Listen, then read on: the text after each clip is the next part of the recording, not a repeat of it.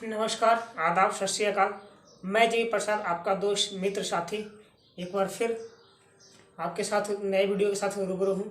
आशा करता हूँ आप लोग अच्छे होंगे, मस्त होंगे, स्वस्थ होंगे। तो चलते हैं, शुरुआत करते हैं। पिछली वीडियो में पिछले जो दो वीडियो हमने डाले थे, उसमें पहला वीडियो हमने बताया था कि MLM क्या है। उसके बाद दूसरे वीडियो में हमने बताया था कि MLM जो है, MLM हमें क्यों करना चाहिए, मतलब MLM करने से क्या बेनिफिट होगा, वो दूसरे वीडियो में बताए थे। अब चलते हैं उससे आगे। अब MLM तो हम जान गए MLM क्या है, MLM हमें क्यों करना चाहिए पता चल गया, लेकिन MLM में कौन सी कंपनी चुने, आदमी समझ नहीं पाता कौन सा कंपनी चुने, कौन सही है कौन गलत है, कैसे पता चलेगा।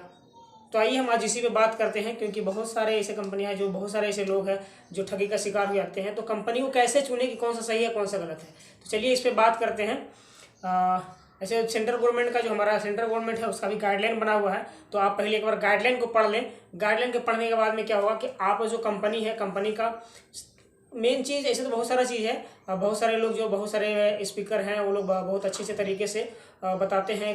कोई बताते हैं 5P होना चाहिए, कोई बोलते हैं 7P होना चाहिए, P होना चाहिए, 7P 5P करके बहुत सारे लोग बताते हैं। तो हम वो सारा डिटेल्स में ज़्यादा नहीं बताएंगे। मेन चीज़ जो है, जो हम लोग को 3 पॉइंट हम लोग देखना है। मेन जो कोई कंपनी ज्वाइन करते समय 3 जो पॉइंट होता है, वो मेनली ध्यान से देखना है, जिसमें हम चलिए आते हैं, बात करते हैं तीनों पॉइंट का। तो सबसे पहला जो हमारा पॉइंट आता है, वो कंपनी है, जो भी कंपनी में हम जुड़ने जा रहे हैं, उसका इंफ्रास्ट्रक्चर कैसा है, यानी वो कंपनी का प्रोफाइल कैसा है, उसको देखना है कि कंपनी कितना दिन से कंपनी जो है वो अपना प्रोडक्ट बना रही है, क्या कर रही है। वो कंपनी के बारे में डिटेल सब जानकारी लीजिए। कंपनी कहाँ है, कितने दिन से कंपनी है, कोई रजिस्टर्ड है, या फिर ऐसे ही कोई ऑफिस खोल के बैठ गया है और आपको बना रहा है, दूसरे का सामान लेकर के बेच रहा है, ऐसे बहुत सारा है। तो उसको समझना पड़ेगा कि कंपनी, जैसे गाइडलाइन को अगर पढ़िएगा, डायरेक्ट सेलिंग गाइडलाइन को अगर पढ़िएगा, तो उसमें लिखा हुआ है कि आपका जो है खुद का फैक्ट्री, मैन्युफैक्चरिंग यूनिट होना चाहिए। तो इस चीज़ का ध्यान रखिएगा, जो भी कंपनी में ज्वाइन करते हैं, पहले उसका खुद का मैन्युफैक्चरिंग यूनिट होना जरूरी होता है कंपनी का। और भी देखिए उसका प्रोफाइल क्या है, अभी तक क्या क्या किया है, उसका बारे में अगर कंपनी के इंफ्रास्ट्रक्चर में देखिएगा, उसका बेसिक जो कंपनी का है उसका जानकारी आप ले सकते हैं। उसके बाद चलते हैं दूसरा, जो सबसे मेन मेरे हिसाब से जो है वो सबसे मेन चीज़ है, वो दूसरा पॉइंट है प्रोडक्ट। ठीक है, पहला तो हो गया इंफ्रास्ट्रक्चर, कंपनी अच्छा है तो सामान तो अच्छा रहेगा। ठीक है, कंपनी अच्छा रहेगा। उसके बाद आता है सामान, जो प्रोडक्ट, क्योंकि ये जो चलने वाला है, जो कंपनी जो चलेगी, प्रोडक्ट पे ही चलेगी। और प्रोडक्ट अगर अच्छे होंगे, प्रोडक्ट अगर लाजवाब होंगे, तो काम भी लगातार चलेगा। अब प्रोडक्ट तो हो गया, प्रोडक्ट कैसा है, तो प्रोडक्ट में भी होता है, प्रोडक्ट में मेन ये 4 चीज़ और होता है। प्रोडक्ट तो है, प्रोडक्ट तो सारे कंपनी के पास में, लेकिन प्रोडक्ट कैसा होना चाहिए, उसमें भी हम बात करते हैं। प्रोडक्ट कैसा होना चाहिए, तो इसमें आते हैं, थोड़ा सा यहाँ से बढ़ते हैं और यहाँ चलते हैं। इसमें देखते हैं क्या प्रोडक्ट कैसा होना चाहिए। जो भी प्रोडक्ट, जो भी कंपनी हो, कंपनी में जो प्रोडक्ट हो वो ऐसा हो यूजेबल। सबसे पहला यूजेबल, ताकि हर इंसान, वो चाहे गरीब हो या अमीर हो, हर इंसान उसको यूज कर सके। उसका यूजेबल मतलब यूज होने वाला, जगह लगातार यूज होने वाला होना चाहिए, यूजेबल होना चाहिए। ऐसा नहीं कि हमने कुछ ले लिए जो हमारा काम का ही नहीं है। ऐसे बहुत सारे कंपनियां जो आपको जाइएगा तो किट मिलेगा, किट दे देगा, किट देने के बाद में क्या हो, आपके यूज़ का ही नहीं है, यूजलेस है, आपके काम में आने वाला ही नहीं है। तो वो ऐसा सामान हो जो आपके काम में आए, पहला जो सामान हो यूजेबल हो, यानी आपके काम में आने वाला हो। दूसरा कंज्यूमेबल हो, खरीदने योग्य हो, यानी कि अब ऐसा नहीं हो कि हमारा जैसे हमारे जेब का साइज है अगर 100 रुपये और हमको मिले वो सामान 200 का या 500 का, तो हम खरीद ही नहीं सकते। तो ऐसा हो कि जो हमारे जेब पे भार ना पड़े, जो हमारा दैनिक ज़रूरत है उस हिसाब से उसको हम आसानी से खरीद सके, कंज्यूम कर सके। दूसरा पॉइंट कंज्यूमेबल, समझ गए होंगे। अब तीसरा पॉइंट चलते हैं एफोर्डेबल।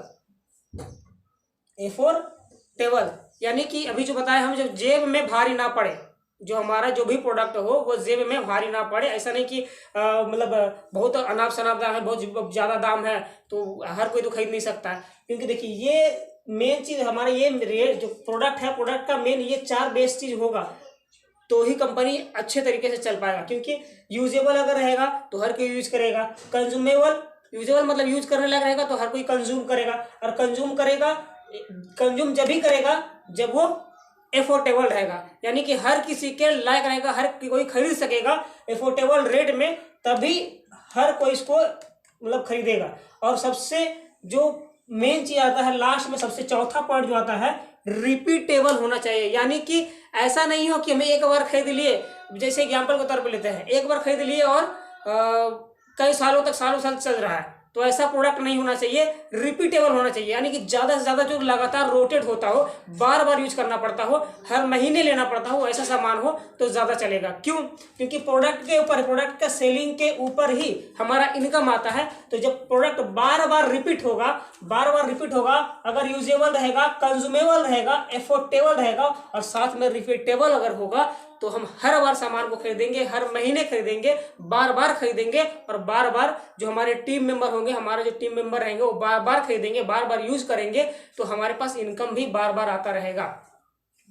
और ये चार चीज किसी भी कंपनी में जो प्रोडक्ट है, ये चार चीज होना ही चाहिए, क्योंकि ये अगर नहीं होता है तो फिर वो कंपनी हम मेरे हिसाब से सही नहीं है। क्योंकि हर किसी के लायक अगर सामान नहीं है तो वहाँ सिर्फ, ऐसे भी इंडिया में बहुत सारे ऐसे कंपनियां हैं जो कुछ एक मतलब समझ लीजिए कि बड़े जो अमीर है उनको ही सिर्फ अमीर करने के लिए आया है। इतना महंगा रेट होता है कि हर कोई खरीद ही नहीं सकता।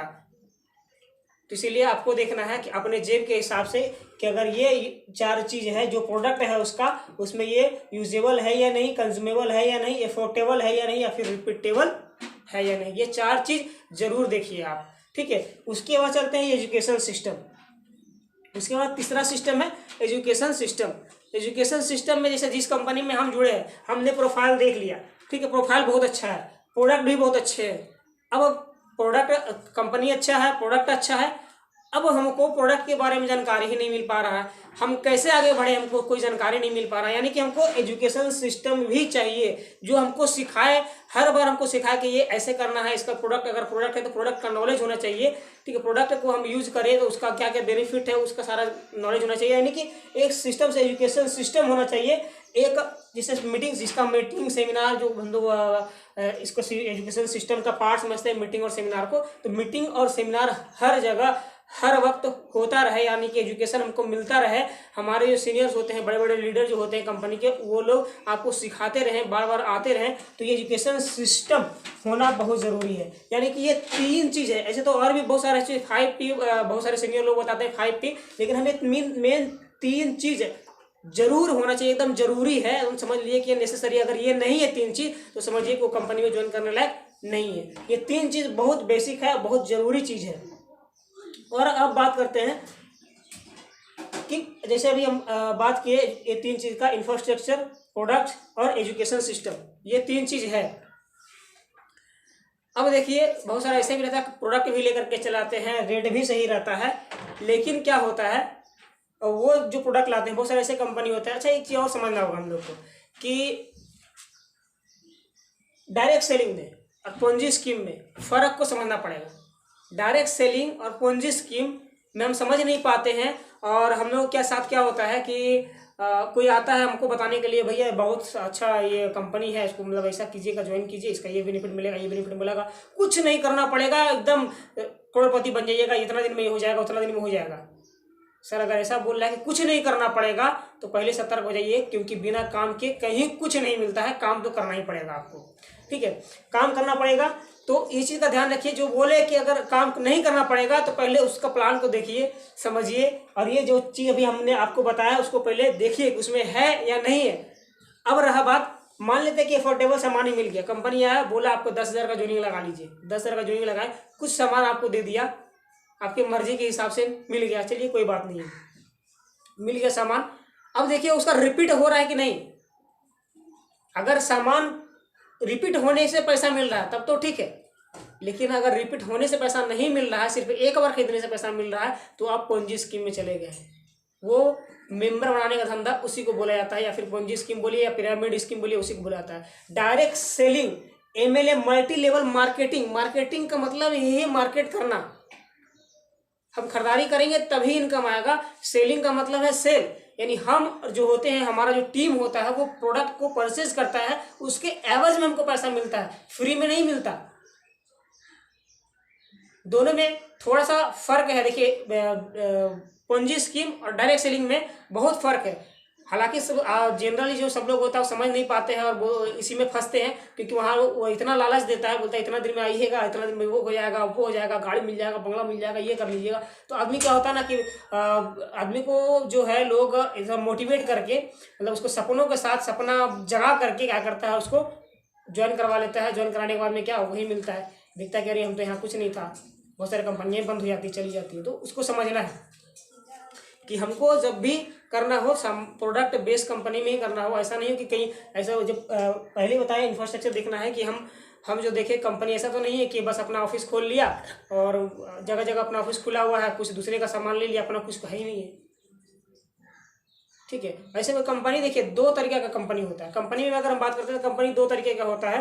पहला चीज़ क्या होता है, कंपनी एक होता है प्लांट बेस्ड, एक प्लांट होता है जहाँ पे क्या एक प्लांट बेस होता है, दूसरा होता है ऑफिस बेस। देखिए ऑफिस बेस में क्या होता है और प्लांट बेस में क्या होता है। प्लांट बेस में क्या होता है, कंपनी अपना प्लांट लगाया हुआ होता है, कहीं ना कहीं कंपनी का एक कंपनी जो है वो प्लांट लगा होता है, उस प्लांट में प्रोडक्ट बनता है और प्रोडक्ट बनने के बाद वो प्रोडक्ट आपके पास आता है। ये हो गया प्लांट बेस। प्लांट बेस में क्या होता है, कंपनी भागने का डर नहीं रहता है, पैसा डूबने का डर नहीं, पैसा क्या यहाँ तो इन्वेस्ट होता है नहीं है, तो यहाँ पे नुकसान होने का डर नहीं रहता है, क्योंकि कंपनी पहले करोड़ों अरबों रुपया लगा करके कंपनी को एक प्लांट को तैयार करते हैं, लगाते हैं 5 साल 6 साल का 7 साल का 8 साल का उसमें समय लगता है प्लांट बनाने में। उसमें अगर कोई कंपनी भागती है तो उसका सबसे पहले तो उसी का घाटा होने वाला है। दूसरा रहा ऑफिस बेस। ऑफिस बेस में क्या होता है कि हम क्या कि एक कोई कंपनी बना लिए, हमारा कोई प्रोडक्ट नहीं है, हम दूसरे का फलना का उसका प्रोडक्ट ले लिए और हम एक जगह पर ला करके सारा सामान को हम बेच रहे हैं। हम अपना ऑफिस खोल लिए हैं, जगह जगह अपना ऑफिस खोल लिए। हमको ज़रूरत पड़ेगा हम जब चाहेंगे ऑफिस छोड़ करके चले जा सकते हैं, लेकिन जिसका प्लांट रहेगा प्लांट छोड़ के जा सकता है क्या, नहीं जा सकता। तो इस चीज़ का ध्यान रखिएगा, ध्यान रखना बहुत ज़रूरी है। अब आते हैं दोनों में क्या फ़र्क है, पोंजी स्कीम और डायरेक्ट सेलिंग में क्या है। यहाँ जो आपका डायरेक्ट सेलिंग है, डायरेक्ट सेलिंग में आपको हर हाल में सामान खरीदिएगा तो ही पैसा मिलेगा, वहाँ आप ज्वाइनिंग लगाइएगा तो पैसा मिलेगा। जब ज्वाइनिंग लगाइएगा तब तक पैसा मिलेगा। यहाँ पे जब आप सामान खरीदिएगा, सामान खरीदने से पैसा मिलेगा, चाहे आप खरीदे, आपका टीम मेंबर खरीदे, कोई भी खरीदे तो पैसा मिलेगा। और इसी तरीक़ा से दोनों में क्या फ़र्क है इसको बताने के लिए और भी बहुत सारा वीडियो है यूट्यूब पे, अगर सर्च करते हैं तो बहुत सारा वीडियो आपको बड़े बड़े जो इंडिया का बड़े बड़े स्पीकर हैं, बड़े बड़े मोटिवेशनल स्पीकर है और बड़े बड़े कंपनियों के लीडर है, वो बहुत अच्छे तरीके से बताए हुए हैं। तो हम इसके बाद जो है इसमें डिस्क्रिप्शन में उनका कुछ लोगों का लिंक जो है हम डाल देंगे, आप वहाँ से भी देख सकते हैं कि वो जो कंपनी है उसको हम कैसे चूज़ करें और कौन सा कंपनी सही है, कौन सा कंपनी को हमको ज्वाइन करना चाहिए, वो अच्छे तरीके से आप समझ सकते हैं। तब तक के लिए जय हिंद।